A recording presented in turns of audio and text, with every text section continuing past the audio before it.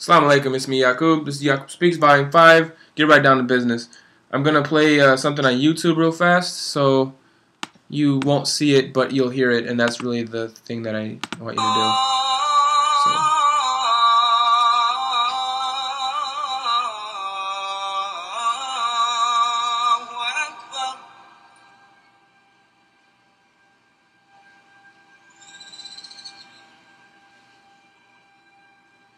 أشهد أن لا إله إلا الله.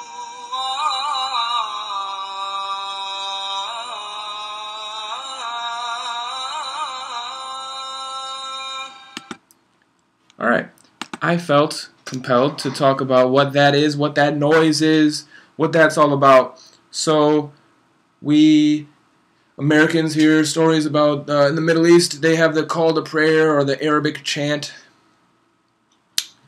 from the minarets, which are the towers that go up. They're really skinny, and then there's this Arab guy with a beard and a red and white thing that comes over here, and he says, it's not George of the Jungle. He's actually saying stuff, and he's saying really great things that, under most circumstances, should be agreed upon by all religions. I just got an interesting text from my good friend, and I'm not going to say who, but it's pretty hilarious, so I'm just going to turn that over so I can concentrate. What does the call to prayer, rather, what does it talk about? It doesn't really talk about much, but what he says is, Allahu Akbar, Allahu Akbar. He's saying, God is the greatest, God is the greatest, God is the greatest, God is the greatest. Does anybody disagree other than atheists that God is the greatest? Agnostics who agree that there's a higher power, the higher power would be the greatest. So, other than a polytheistic Hindu, Christians, is God the greatest? Yes. Jews, is God the greatest? Yes. Jehovah's Witness, is God the greatest? Yes. Mormons, is God the greatest? Yes. Muslims, is God the greatest? Yes. God is the greatest. Allahu Akbar, God is the greatest.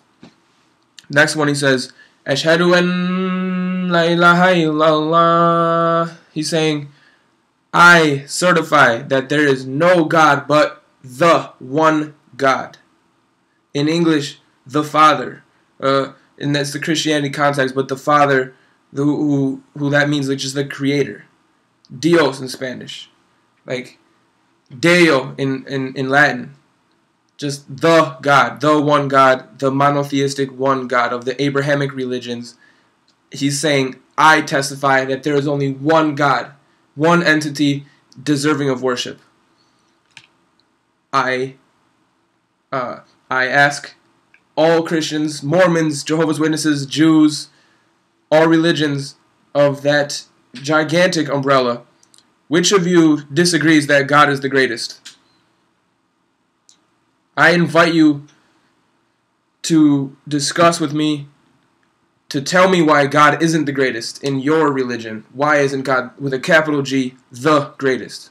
And in that sense, if you were a Jehovah's Witness or a Christian or whatever religion, a Muslim, if you were a native speaker of the Arabic language, why wouldn't you say, Allahu Akbar, God is the greatest? Why wouldn't you say that, Ashhadu an la ilaha illallah, that you certify that there's no God but God? The next part might lose some people.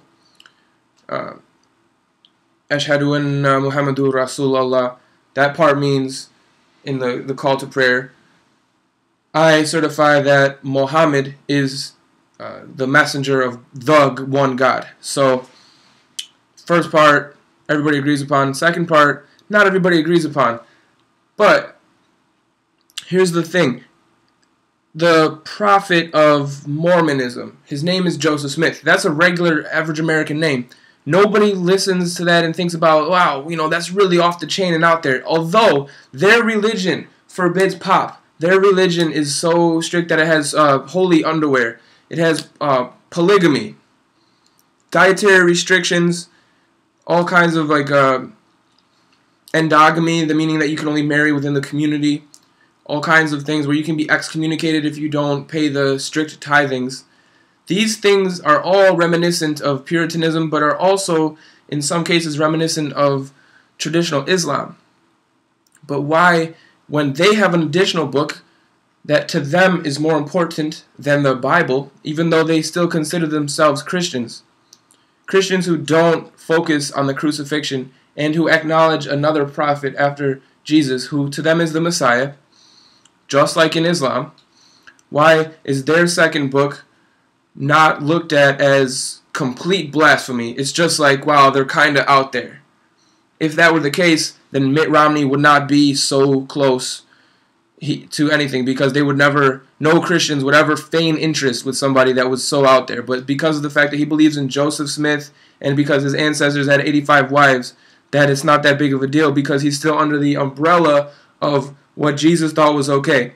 But if anybody thought to look into it, they think that Native Americans are the devil, and that Jesus came over to America on the boat for his second coming, and that God punished the Native Americans because they were really Israel tribes, and they were disobedient to God, so he punished them by making them not white people anymore. So not only is that ethnocentric, but it's also just blatantly anthropology, whatever, and archaeologically incorrect. I can't believe I misspoke. Anthropologically incorrect. In contrast, I just want to talk about Islam. Islam has another prophet that comes after Jesus. It has another book that comes after Jesus. It does not have American vocabulary. It does not have American catchphrases, and the prophet does not have an English name like Joseph Smith. Why is the name Joseph biblical and widely accepted? Because because the Bible is translated into whatever language that the reader wants to read it in. Unlike the Quran, which remains in Arabic only. So if we were to translate it, let's just give people names whose names weren't that, because Jesus wasn't named Jesus. Jesus was named Yeshua. He spoke Aramaic, not modern day English. So let's call him what his name was, Yeshua. Yeshua had dark skin, and according to the Bible, skin like sheep's wool.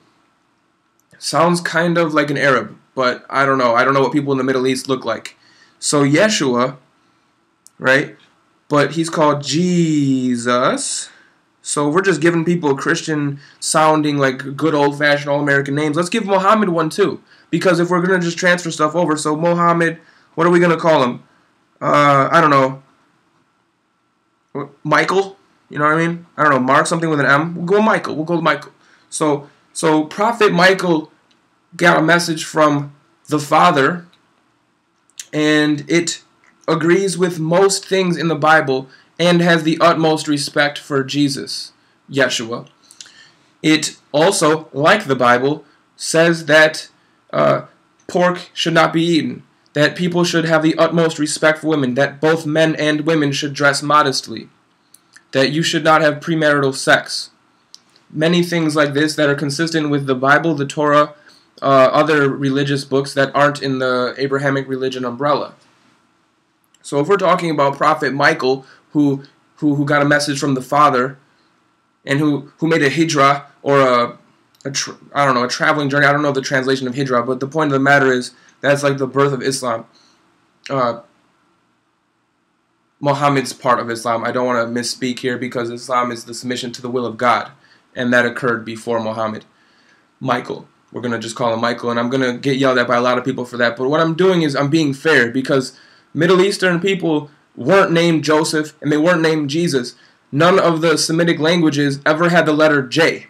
None of them have the letter J in them. So that didn't come out until several hundred years later, if not 1,000 years later. And it was only meant to cater to the people, so it was easier to believe in. Who wants to believe in a guy named Yeshua? That doesn't sound very European to me. So Joseph Smith, who comes up with these crazy ethnocentric racist ideas, is looked at as a little out there. But Prophet Michael, who agrees with the vast majority of the Bible, has the utmost respect for Jesus. We don't like him too much. We don't like him too much. In fact, we burn his book. That crazy guy, he doesn't eat pork. Frowns upon alcohol. Some people will say ban alcohol, some people not. Either way, not a fan of it. That guy, wow, wow, can't even stand him. Comes through the airport, gotta do an anal probe on him. Excuse my language. But, Mormon, straight to the front of the line for president. I don't know, a little contradictory. If we're going to compare them, I say we compare them apples to apples. If you're going to change names over, change names over. If we're going to put them in the English context, change them over for Europeans to, understand it better, do that. But remember, there was no J in Aramaic. There was no J in ancient Hebrew, and there's no J in the ancient languages. Modern day Arabic has a J, sort of. It doesn't have the J, but it has a J. I don't know. So are we calling him his real name, or are we not? Because Middle Eastern names get frowned upon, but Yeshua sounds pretty Middle Eastern to me. I don't know. I didn't see any blonde-haired, blue-eyed prophets in any other context. But every time that somebody personifies Jesus, he always looks like somebody out of the Abercrombie and Fitch catalog. How many Israelite Hebrews do you know that look like that? I don't know. Not too many. So think about that, put it in perspective, and be fair. Talk to you later.